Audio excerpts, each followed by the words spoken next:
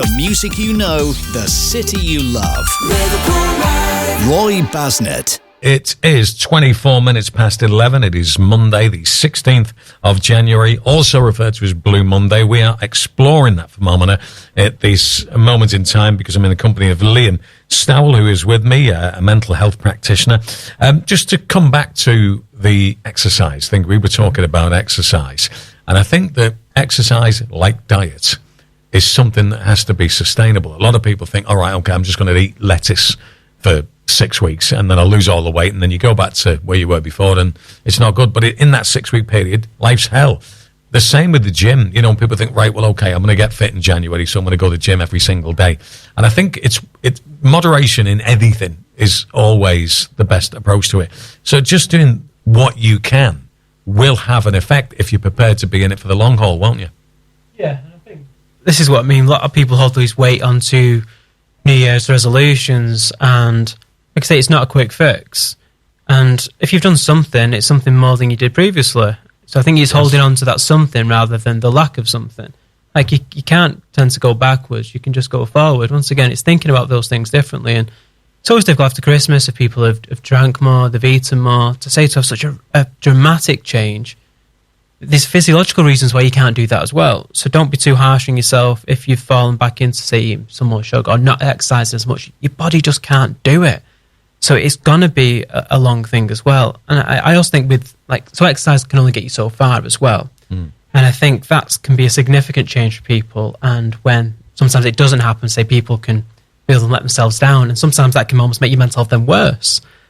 So sometimes that's not helpful. But I think the most important thing, or an easier thing for people, is around maintaining relationships. And, you know, Christmas tends to be a time where you get back in touch with friends and family, and I think that brings happiness, whether it's just to yourself or others who've maybe been on their own and things like that. So I think don't just do that at that time of the year. Like, it's just a day, isn't it? It's just one day. There's no reason why you can't reach out. Just contact someone, just ring someone. Even if you don't think it's for your benefit, it could be for their benefit. And for me, that's much more powerful because you're connecting with people.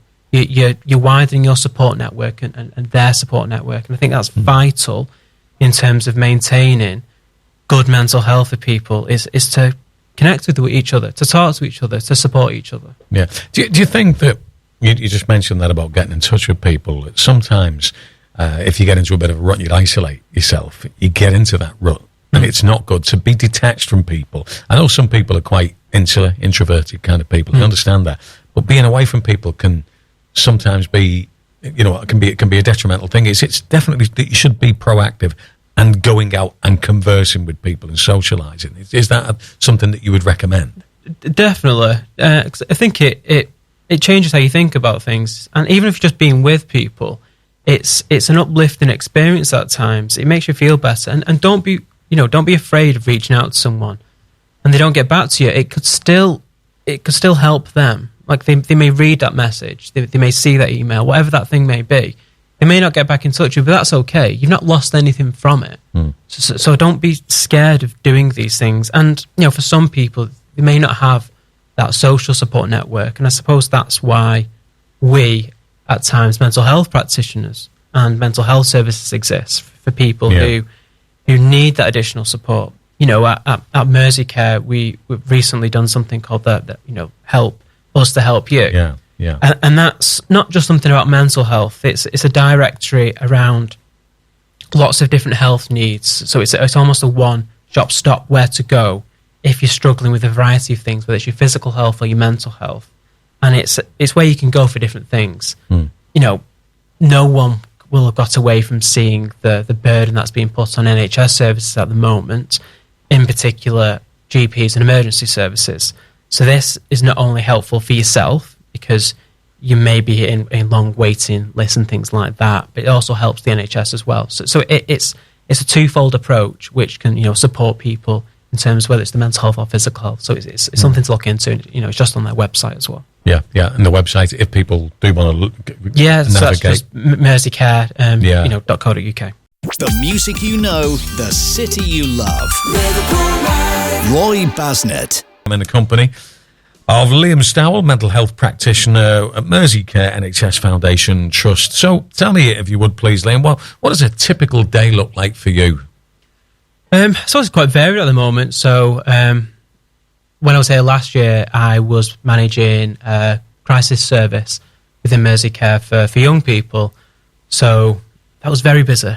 And that would have been coming off the back of the lockdown and pandemic and all that, wouldn't it? Which would have made it doubly worse, I would have thought. Yeah, so children's mental health services have seen the biggest increase in referrals of any health difficulty whatsoever. So we're talking cancers, we're talking diabetes, anything. Really? Children's mental health have seen the biggest increase. You're talking anywhere between sort of 200 and 1,000% in various areas of the country. So that's of concern, that, isn't it? Yeah, so it's really concerning statistics in terms of children's mental health, and that's similar in terms of other mental health, for adult mental health services as well. It's not quite as high numbers, but still an increase within that. So the pandemic, of course, has played a part in that. However, these things were going up prior to that anyway, and we've alluded to a number of different things over the sort of last hour in terms of cost of things are going up. Mortgages are going up, bills are going up, so that's going to put a strain on people. Then if some people say, then maybe have to work more, so then that's tiring for them. So that can be difficult. There may be then less time with their family. Then that's going to impact upon their children. So we've got a double-edged sword here where people need to work more. That means they're with their family more, and that's going to impact upon their children. So it's almost no one's fault within the family. It's just, unfortunately, a very difficult consequence of the reality of what's going on. Yeah. But then how then services respond to that can be difficult as well, because understandably mental health services in isolation, we cannot resolve someone's financial difficulties. We can maybe get people to think about things differently, or we can signpost to certain services that can do that, whether that's citizens' advice or so on and so forth.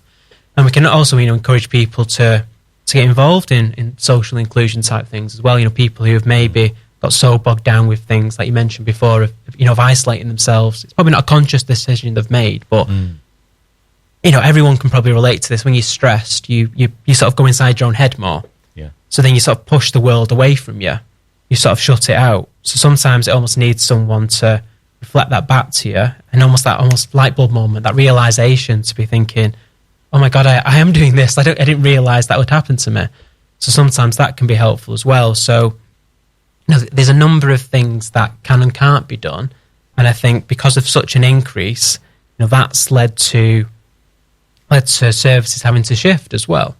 And I'm not saying this from a negative point of view. There's been lots of positive things that have come out of this, where people are now understanding almost what mental health is.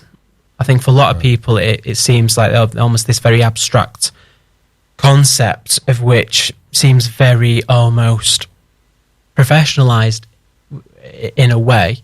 But I think now, especially the pandemic, I think everyone can almost relate to something, whether that's been sort of through personal grief or stresses, or whether it's financial worries. People can almost understand it much more. So it's brought good things from it, but whether we have always the services set up to manage that, I suppose that can be the difficulty. Yeah. But I think, things are shifting in a positive way. And I know I mentioned before in terms of what things Merseycare are doing as well. And there's other things like, there's within the Northwest, there's a service called the Innovation Agency, which is sort of NHS as well. And they're working with NHS services and Merseycare as well to improve conditions on inpatient wards as well. So lots of good things have come from this, because there's almost been that realisation of what needs to happen.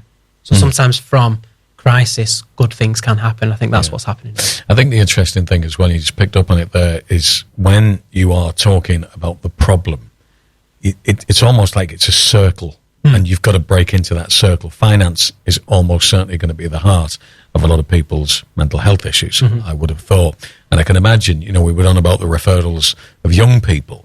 It's going to be the case at the other end of the scale as well, because now you have people who have retired, who are having to come out of retirement in order to finance their life. So you've got that going on. which is obviously not a good thing as well. So it's difficult, as I say, where you get an angle on this.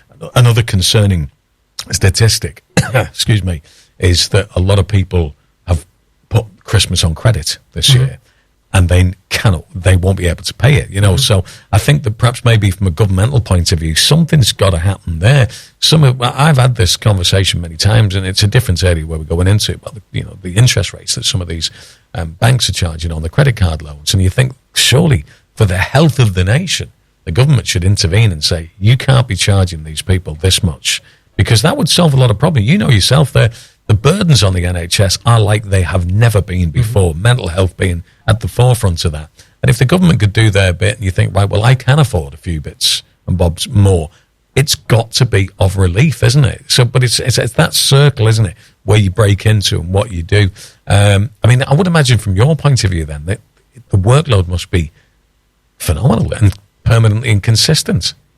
Yeah, it's challenging times, but I think what's for me is a very uplifting from that is if someone has got such lack of hope or is in such distressing circumstances, to give them that hope, to almost give them that light in the tunnel is something that I and we can do within mental health. And I think that's almost the fundamental thing. Like there's a phrase and a saying that I really like, and it's from a philosopher called William James, and he says, act like what you do matters because it does. And I think that's something I quite like within mental health, because I think what we do does matter, and it does matter for people, and I think we can give people that hope. And I think something you mentioned there in terms of the financial things and the pressures, I think if you can take nothing away from this, but the thing that you can take is that your mental health thing is not your fault. There's nothing wrong with you on yourself. There's so many circumstances that have led to you feeling like you do today or yesterday or recently. It's not just about you. So sometimes thinking about things in that wider system can be helpful, because you're not alone. You're not alone in this. Reach out, come to us for support, whether that's your GP or contacting us. We will be able to point you in the right direction and help you get to think about things and feel in a much more positive way. It's interesting, metaphors and quotes are always a good way of getting the message across. I've been looking at the newspapers today, and there is some proposal that's coming from the Labour Party if they get in at the next election, that patients will be able to bypass their GPs and go refer themselves to a specialist. Is that, I don't know if you want to make a comment on that. Good thing, bad thing? Yeah, no, that's fine. It's interesting that they've mentioned that, because in mental health services, you've pretty much been able to do this for years. Really? Right, okay. So quite a lot of secondary mental health services. So, for example, IAP services, so that's improving access to psychological therapies across Merseyside and Cheshire, self-refer. So you don't have to go to your GP, it's just on the website. Once again, on Merseycare, you go to IAP, it'll direct you to that. Crisis services, once again, you can self-refer into them. You don't need to go to your GP. Once again, for locally, you can go on the Merseycare website and they will direct you to those services. And that's what the campaign's about, so help us to help you. Yeah, exactly. So it's all well and good that they mention it, and whether that be helpful for other services, I'm not in a position to comment on that. But say we've been doing this in mental health for years, and there was initial anxieties around that we will get all comers around everything, and it will open the floodgates. It's not been the case. No. It's actually been much more supportive for us and for patients, because I think they don't have that anxiety of waiting. They can speak. That's the most obvious thing that came to me. They're thinking, right, I've got to do something about this, and then I've got to speak to that person, using the campaign as well. You can get through to the person that you believe is most appropriate to deal with your needs, and that in itself is almost therapeutic, isn't it? Yeah. Majority of services within mental health someone will speak to you normally within 24 hours, or sometimes like the IAP type services or the psychological services tends to be within 7 days. You won't necessarily have further appointments or support within that time frame, but someone will speak to you and direct you, either because that is the correct service, or they will direct you elsewhere for support from other points of view. So yeah, we've been doing it for a long time. Brilliant. Liam, it's been great speaking to you. Just remind us again, if people do want to check out the websites, the resources that people can access in order to get the help they need. So locally, and that's the Cheshire and Merseyside area. If you just go to Merseycare's website, so merseycare.co.uk, and there's that help us to help you. I say it's a list of, well, whether it's physical or mental health difficulties, they'll point you in the right direction, where to go. Like I say, it's that bypassing of that immediate support for you. So definitely look it up. It's really useful. Brilliant stuff. And of course, you will, if you listen to Liverpool Live on a regular basis, you'll know that we have commercials mentioning the stuff that these guys do. So if you are looking for the information, then listen up during the ad breaks. You'll find out more about them. Billy Butler, Ethan Allen, John Jessup, Jeff Webster, Mark Snalan, Roy Basnett, Rod Key. This is Liverpool Live. And now, Media Outlet of the Year. the music you know, the city you love. This is Liverpool Live.